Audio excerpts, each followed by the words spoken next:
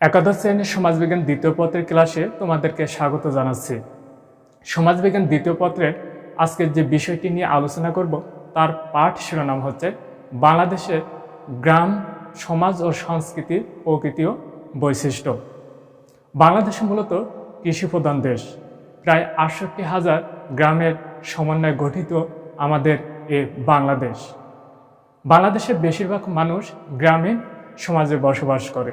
তবে বাংলাদেশের গ্রামের সংস্কৃতির মধ্যে প্রথমে আমরা যেটা আলোচনা করছি সেটা হচ্ছে কৃষিভিত্তিক জীবন ও সংস্কৃতি। গ্রামীণ সমাজের অর্থনীতির প্রধান যে ভিত্তি সেটা হচ্ছে কৃষি। এই কৃষিকে কেন্দ্র করে তাদের অর্থনীতি পরিচালিত হয় বা আবর্তিত হয়। অর্থাৎ গ্রামীণ সমাজের যে কাঠামো, অর্থাৎ গ্রামীণ সমাজের মানুষের জীবন, মানুষের গল্প এবং মানুষের যে সংস্কৃতি সেটা কৃষিকে কেন্দ্র করে, এবং কৃষিকে কেন্দ্র করে বিভিন্ন উৎসবও বিভিন্ন সময় পালন হয়ে থাকে। তার মধ্যে অন্যতম সেটা হচ্ছে নবান্ন উৎসব। এবং এই কৃষিকে কেন্দ্র করেই বিভিন্ন ধরনের ভোজ বা আমোদ প্রমোদ বা বিভিন্ন সংস্কৃতি এই কৃষির সাথেই জড়িত। এই কৃষির উপর ভিত্তি করে গ্রামীণ সমাজ কাঠামোতে যাদের জমির পরিমাণ বেশি তারা বেশি ক্ষমতাবান বা তারা মান মর্যাদার দিক থেকে সমাজের উচ্চ স্তরে অবস্থান করে। দ্বিতীয়ত আমরা আলোচনা করছি সেটা হচ্ছে যৌথ পরিবার ব্যবস্থা। গ্রামীণ সমাজ কাঠামোর দিকে আমরা যদি নজর দিই তাহলে আমরা দেখব সেখানে একক পরিবার ব্যবস্থা নয়, সেখানে সাধারণত যৌথ পরিবার ব্যবস্থা বিদ্যমান। অর্থাৎ একই পরিবারের ছাতার নিচে অর্থাৎ দাদা চাচা রা মিলে একটা যৌথ পারিবারিক ব্যবস্থায় তারা এখানে অবস্থান করে, বা গ্রামীণ সমাজ কাঠামোর যৌথ পরিবার ব্যবস্থা বিরাজমান। কারণ এর অন্যতম কারণ হচ্ছে যে কৃষিকে কেন্দ্র করে, অর্থাৎ এগ্রি বেসড সোসাইটি, এবং তাদের লাইফ প্যাটার্নটা হচ্ছে কৃষিকে কেন্দ্র করে। যৌথ পরিবার ব্যবস্থা বিদ্যমান থাকলে কৃষি উৎপাদন কর্মটা অনেক সহজ হয় এবং প্রোডাকশনটা দ্রুততরভাবে, অর্থাৎ যৌথ প্রচেষ্টায় উৎপাদনগুলো বাড়ানো যায় এবং একে অন্যকে সহযোগিতা করতে সমর্থ হয় এবং কাজগুলো খুবই ইজি হয়ে যায়। তৃতীয়ত আমরা আলোচনা করছি সেটা হচ্ছে সুদৃঢ় জ্ঞাতি সম্পর্ক। জ্ঞাতি মূলত আত্মীয়তার বন্ধন। এই বন্ধন কয়েক প্রকারের হতে পারে, যেমন রক্ত সম্পর্ক হতে পারে, প্রথাগত হতে পারে, বৈবাহিক সূত্র হতে পারে। তো আমরা যেটা আলোচনা করছি সেটা হচ্ছে সুদৃঢ় জ্ঞাতি সম্পর্ক। গ্রামীণ সমাজে জ্ঞাতি সম্পর্কটা সুদৃঢ় অর্থাৎ শক্তিশালী। এখানে সম্পর্কগুলো রিলেশনশিপ টাই অর্থাৎ সম্পর্কটা খুব জটিল না, মানে বলছে সুদৃঢ় অর্থাৎ শক্তিশালী। এখানে জ্ঞাতি সম্পর্ক একজনের বিপদে আপদে, একজনের আমোদে প্রমোদে একে অপরের কাছে খুব চলে আসে এবং সহযোগিতা হাত বাড়িয়ে দেয়। অর্থাৎ কেউ যদি কোনো বিপদে করে 10 মিলে সে বিপদ থেকে তাকে উদ্ধারের চেষ্টা করা হয়। বা বিভিন্নভাবে যদি গ্রামীণ সমাজে এটাও লক্ষ্য করা যায় যে যাদের জ্ঞাতি সম্পর্কটা বৃহৎ বা বড়, আমরা যদি নির্বাচনে দেখে যাই, অর্থাৎ লোকাল ইলেকশনগুলো যদি দেখা যায় যে সেখানে যাদের আত্মীয়তার বন্ধন বেশি বা যাদের আত্মীয়তা জ্ঞাতি সম্পর্কটা বৃহৎ পরিসরে, তারা নির্বাচন, যেমন স্থানীয় সরকার কাঠামো, যেমন মেম্বার চেয়ারম্যান যারা নির্বাচন করে, যাদের জ্ঞাতি সম্পর্কের পরিসরটা বৃহৎ, তারা দেখা যাচ্ছে ভোটের দিকটা তারা এগিয়ে থাকে বা তারা নির্বাচনে জয়লাভ করে। এই বিষয়টা লক্ষণীয়।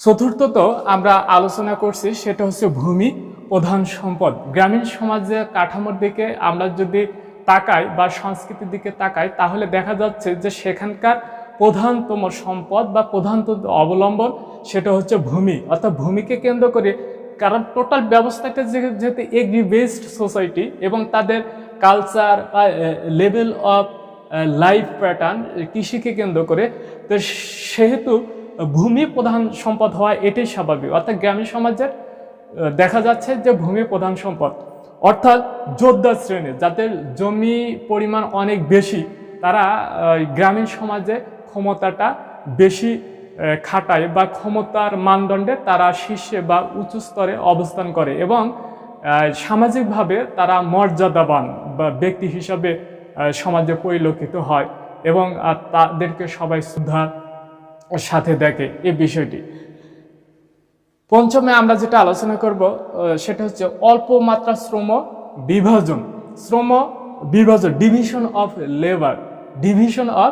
লেবার, অর্থাৎ অল্প মাত্রা শ্রম বিভাজন, অর্থাৎ সবার শ্রমটাই একই ধরনের শ্রম, অর্থাৎ বিভাগটা এখানে বৃহত্তর না, জটিল শ্রম বিভাজন না, এখানে সহজ সিম্পল ডিভিশন অফ লেবার, অল্প মাত্রা। অর্থাৎ যারা কৃষক, দেখা যাচ্ছে একটি পাড়ায় সবাই কৃষিকাজে, যদি কৃষক হতে সবাই কৃষিকাজ করে, অর্থাৎ এখানে শ্রম বিভাজনটা কম, সবাই একই ধরনের লাইফ লিভ করে।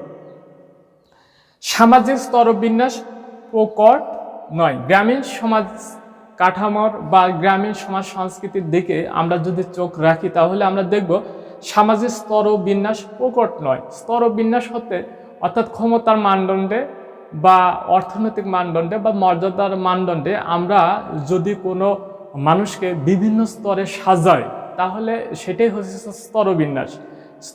স্তরবিন্যাস প্রকট নয়। এখানে যেমন কেউ বিশাল অট্টালিকার মালিক বা মানে লক্ষ লক্ষ বা কোটি কোটি টাকার মালিক, আবার কারো কোনো টাকাই নেই, এরকম না। অর্থাৎ উচ্চবিত্ত, মধ্যবিত্ত বা নিম্নবিত্ত, কিন্তু এদের মধ্যে পার্থক্যটা আকাশ এবং পাতাল নয়। অর্থাৎ কেউ থাকে সাততলায়, কেউ থাকে গাছতলায়, এইরকমটা না। অর্থাৎ এখানে স্তরবিন্যাসটা প্রকট নয়, সামান্য। স্তরবিন্যাসটা সামান্য, খুব প্রকট নয় যে একজন আরেকজনের বাড়ির ভিতর সহজেই যাচ্ছে, সহজে আছে এবং তাদের মধ্যে পারস্পরিক সম্পর্কটা বিদ্যমান। কিন্তু শহরের দিকে তাকাই দেখে স্তরবিন্যাসটা জটিল। কোনো একটা বাড়ির কাঠামো বা বাড়ির জুলুসপূর্ণ, জাঁকজমকপূর্ণ বাড়ির প্যাটার্ন দেখতে অনেকে দেখা যাচ্ছে সেখানে ঢুকতেই সাহস পায় না, এরকম, যেটা শহরে। কিন্তু গ্রামে এরকমটা না। অথচ স্তরবিন্যাসটা প্রকট নয়, স্তরবিন্যাসের মাত্রাটা কম। সাথে আমরা যেটা আলোচনা করবো 7 নম্বরে, সহজ সরল জীবনযাপনে অভ্যস্ত। গ্রামের মানুষগুলো সহজ সরল, তাদের জীবন পাঠানো খুবই সহজ। সামান্য কাপড় পরিধান করে এখান থেকে সেখানে হাটে বাজারে রাস্তাঘাটে চলাফেরা করতে পারে। কিন্তু শহরে দেখা যাচ্ছে সেটা ভিন্নতা। অর্থাৎ বাসা থেকে বের হলে তাকে একটা নিজস্ব পোশাক বা একটু উন্নত মানের পোশাক, অর্থাৎ বাড়ির পরিবেশের সাথে খাপ খায় এমন ধরনের পোশাক পরে তাকে এই ঢঙে বা তাকে বের হতে হয়, একটা নির্দিষ্ট মেকআপ নিয়ে বের হয়। গ্রামে এটা একদম সহজ সরল।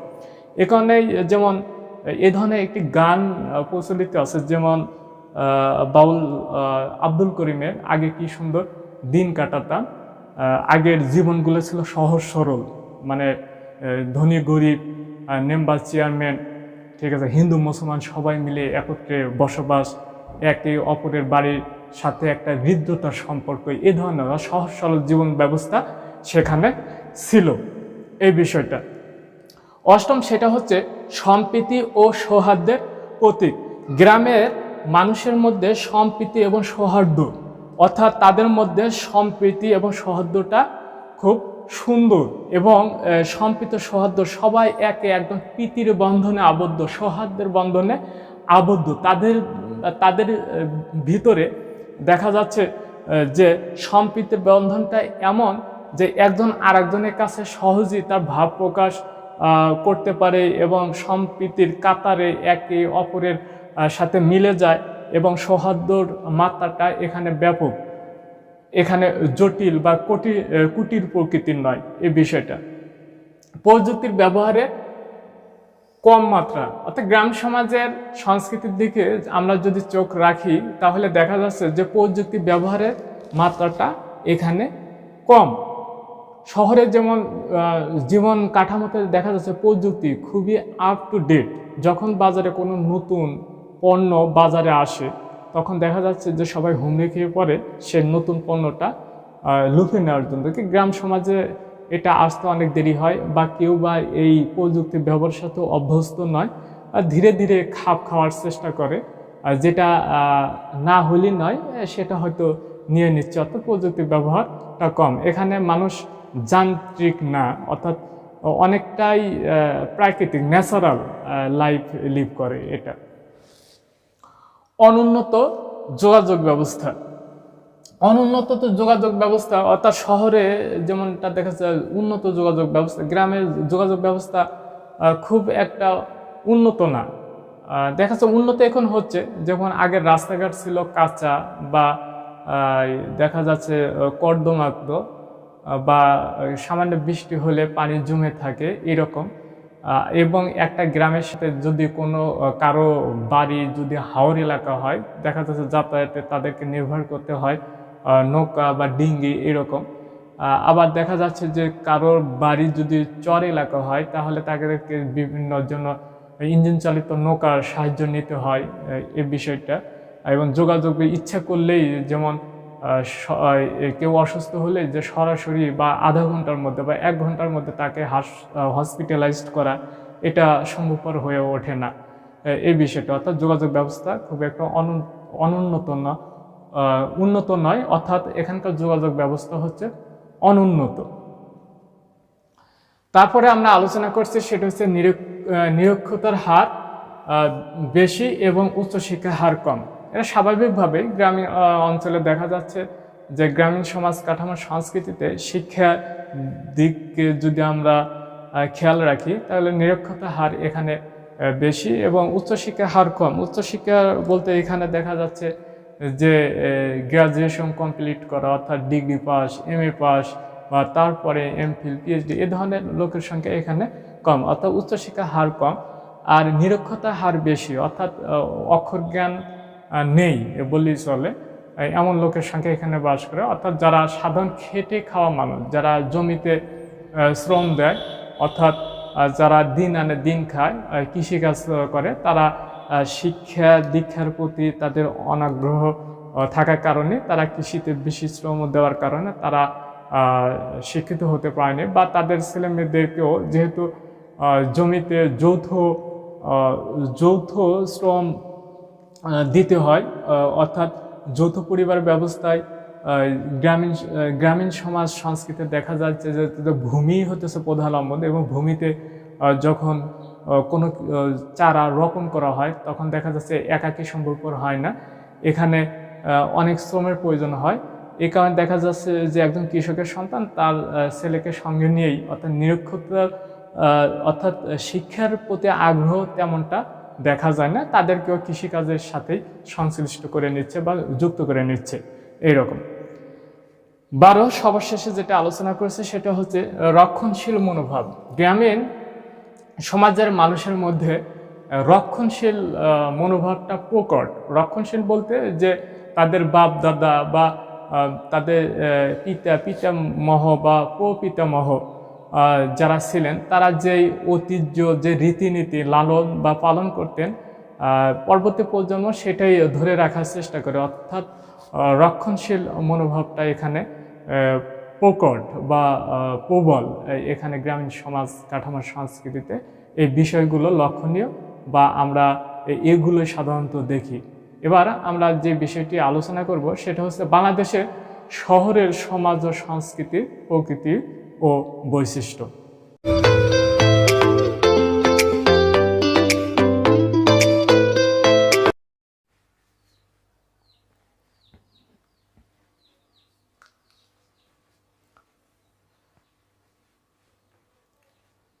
তো শহরের সমাজ ও সংস্কৃতির প্রকৃত বৈশিষ্ট্য আলোচনায় আমরা যেটা দেখতে পাই সেটা হচ্ছে অকৃষিজ পেশা ও সংস্কৃতি। তো গ্রামীণ সমাজের সাথে শহরের সমাজের প্রধানতম যেটা পার্থক্য আমরা দেখতে পাই সেটা হচ্ছে অকৃষিজ পেশা ও সংস্কৃতি। গ্রামীণ মানুষের সাধারণত কৃষিজ পেশা, অর্থাৎ তাদের পেশার প্রধানতম অবলম্বন সেটা হচ্ছে কৃষিকাজ।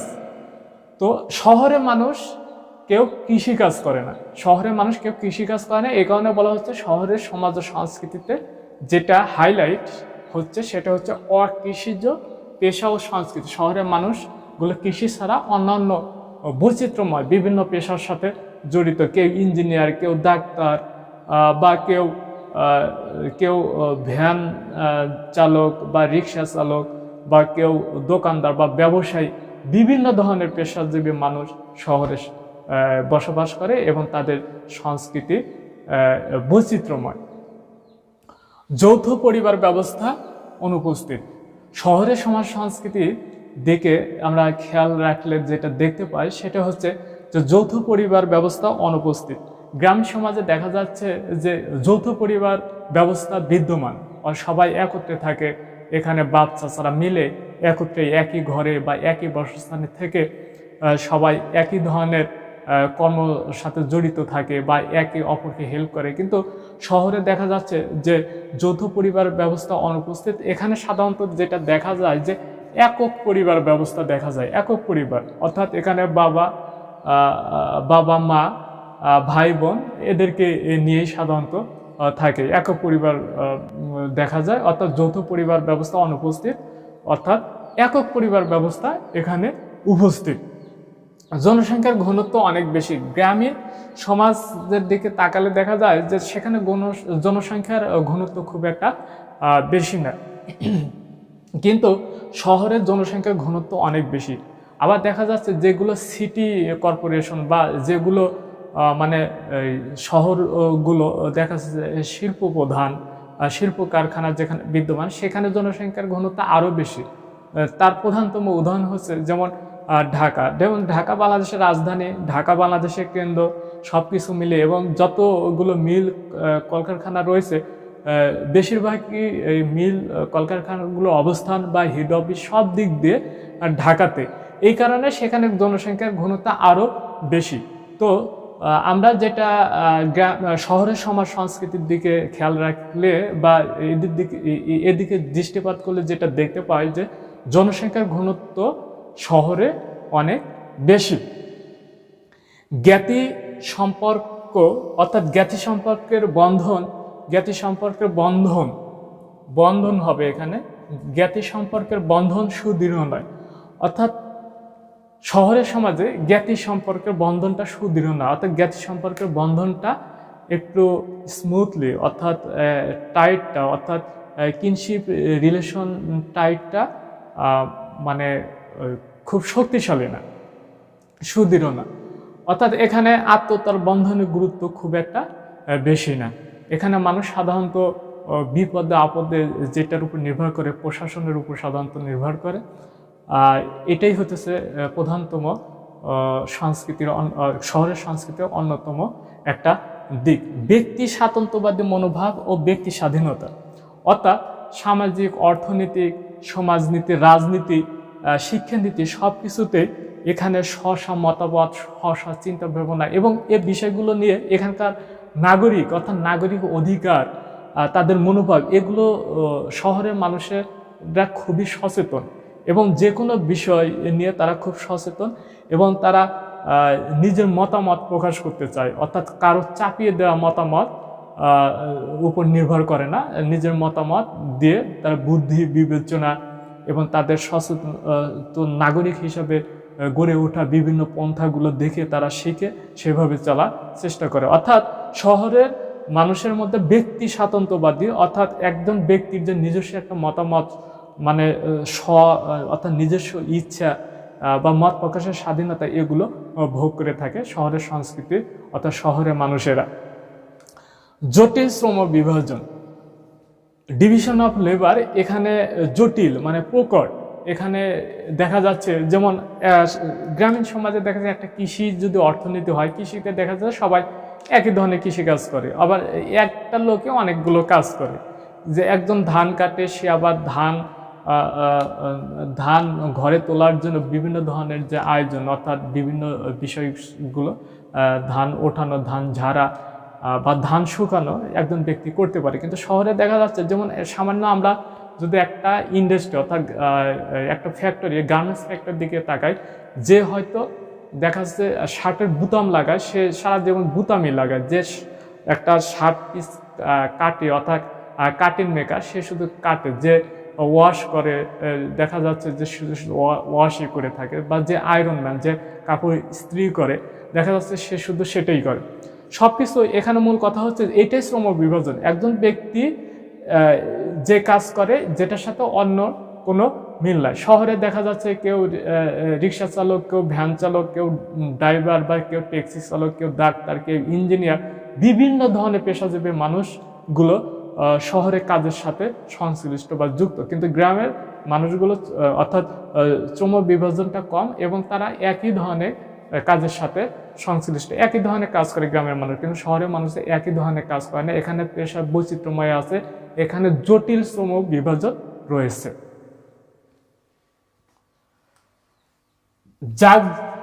জাঁকজমকপূর্ণ জীবন যাপন। শহরের মানুষেরা খুবই ফ্যাশন সচেতন, হাল ফ্যাশনের সাথে যুক্ত। তারা খুবই জাঁকজমকপূর্ণ জীবনযাপন করে, তারা খুবই জৌলুসপূর্ণ জীবনযাপন করে এবং তারা খুব চাকচিক্যময় জীবনযাপন করে। এবং বাজারে বা যে ধরনের নতুন কোনো পণ্য, নতুন ধরনের পোশাক, নতুন ধরনের গেট আপ, মেকআপ যেটাই হোক, এটার সাথে তারা অভ্যস্ত হয়ে তারা নিজেকে বিভিন্ন অনুষ্ঠান প্রতিষ্ঠানে নিজেকে উপস্থাপন করার চেষ্টা করে। ব্যস্ততা ও সময় জ্ঞান। শহরের মানুষগুলো স্বভাবতই তারা খুবই কর্মনিষ্ঠ হয়ে থাকে এবং তারা দেখা যাচ্ছে যে বিভিন্ন কাজের সাথে তাদের সংশ্লিষ্ট থাকতে হয়। এই কারণে তাদের কাজের উপর ভিত্তি করে তাদের ব্যস্ততা বাড়ে এবং দেখা যাচ্ছে তারা খুবই সময় জ্ঞান সম্পন্ন জীবনযাপন করে, অর্থাৎ তাদের সময় জ্ঞান রয়েছে। অর্থাৎ মিটিং যদি 10টায় হয়, দেখা যাচ্ছে যে শহরের মানুষ 10টায় উপস্থিত থাকে, কিন্তু গ্রামে মানুষের মধ্যে সময় জ্ঞানটা অনেক কম এবং তাদের ব্যস্ততাও অনেক কম। এই কারণে দেখা যাচ্ছে যদি গ্রামে কোনো একটা ঘটনা বা দুর্ঘটনা ঘটে, সেখানে ব্যাপক মানুষের উপস্থিতি দেখা যায়, কিন্তু শহরের মানুষের ভিতরে ব্যস্ততার পরিমাণ বেশি থাকায় দেখা যায় যে ইচ্ছা থাকা সত্ত্বেও কোনো একটা ক্রাউডেড বা কোনো একটা জায়গায় ঘটনা ঘটলে সেখানে যে ভিড় করার এই সময়টা তাদের থাকে না। প্রযুক্তির ব্যবহার। শহরে দেখা যাচ্ছে যে প্রযুক্তির ব্যবহারটা মাত্রাটা অনেক বেশি, অর্থাৎ শহরের জীবনটা হচ্ছে প্রযুক্তি নির্ভর। অর্থাৎ প্রত্যেকটা বিষয়, রান্না থেকে শুরু করে সব কিছুতে প্রযুক্তির যথাযথ ব্যবহার বা যথার্থ ব্যবহার হয়ে থাকে। সেটা হচ্ছে শহরের সমাজ সংস্কৃতির একটা অন্যতম দিক। প্রগতিশীল ও পরিবর্তনের পক্ষে। শহরের মানুষেরা যেহেতু একটা সচেতন নাগরিক, রাজনীতি, সমাজনীতি এবং শিক্ষানীতি সব কিছু মিলে যেহেতু তারা ব্যক্তি স্বাতন্ত্র্যবাদী মনোভাব পোষণ করে এবং তারা ব্যক্তি স্বাধীনতায় তারা বিশ্বাসী, এ কারণে এই মানুষগুলো সাধারণত প্রগতিশীল হয়। প্রগতিশীল হচ্ছে যে সময়ের সাথে, অর্থাৎ বৈজ্ঞানিক চেতনার সাথে নিজেকে খাপ খেয়ে সে বৈজ্ঞানিক পন্থাকে অবলম্বন করে সমাজে এগিয়ে যায় এবং তারা পরিবর্তনেরও পক্ষে। শেষটা যেটা আমরা আলোচনা করব সেটা হচ্ছে সামাজিক স্তরবিন্যাসের মাত্রাটা প্রকট। শহরে দেখা যাচ্ছে সামাজিক স্তরবিন্যাসের মাত্রাটা এতই প্রকট, এ কারণে আমরা যদি ভূপেন হাজারিকার গানটির কথা যদি আমরা স্মরণ করি, তাহলে সেই গানের কথাই যদি আমরা আলোচনা করার চেষ্টা করি, সেটা হচ্ছে, আমি তো দেখেছি গগনচুম্বী অট্টালিকার সারি, তারই ছায়া দেখেছি কত গৃহহীন নরনারী। অর্থাৎ শহরে দেখা যাচ্ছে যে বিশাল বিশাল অট্টালিকা দেখা যায়, আবার দেখা যায় যে সেই অট্টালিকার ছায় যার কিছু নেই, ফ্লোটিং ম্যান, ভাসমান মানুষ, অর্থাৎ রাস্তার ধারে ফুটপাতে তারা শুয়ে থেকে জীবনযাপন করছে। অর্থাৎ এখানে শহরে যেটা লক্ষণীয় দিক, সেখানে সামাজিক স্তরবিন্যাসের মাত্রাটা প্রকট, ব্যাপক। অর্থাৎ কেউ থাকে সাততলায়, কেউ থাকে গাছতলায়। অর্থাৎ সামাজিক ভাবে অর্থাৎ অর্থনৈতিক মানদণ্ডে কেউ সমাজে খুবই উঁচু স্তরে অবস্থান করে, আবার কেউ বা খুবই নিম্ন স্তরে অবস্থান করে, যার কোনো কিছু নেই, এরকম। অর্থাৎ হ্যাভ অর হ্যাভ নট, আছে এবং কিছু নেই, এরকম একটা শ্রেণী বিদ্যমান, সেটা হচ্ছে শহরে সমাজে। ধন্যবাদ এতক্ষণ এই অনলাইন ভিত্তিক ক্লাসে আমার সাথে সংযুক্ত থাকার জন্য। আশা করি তোমরা সবাই ভালো থাকবে এই করোনার সেকেন্ড ওয়েভ, এই সংকটময় মুহূর্তে। তো স্টে হোম, স্টে সেফ। আল্লাহ হাফেজ।